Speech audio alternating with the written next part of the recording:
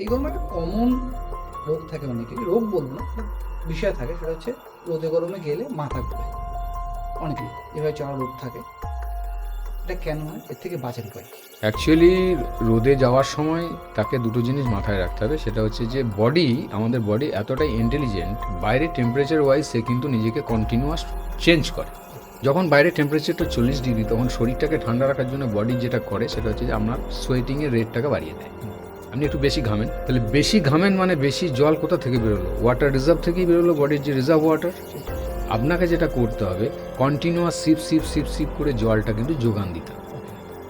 যখনই বডি একটু বেশি মাত্রায় ডিহাইড্রেটেড হতে শুরু করছে, তখনই আপনার হয় মাথার যন্ত্রণা, না হলে মাথা ঘোরা, এটা কিন্তু হবে।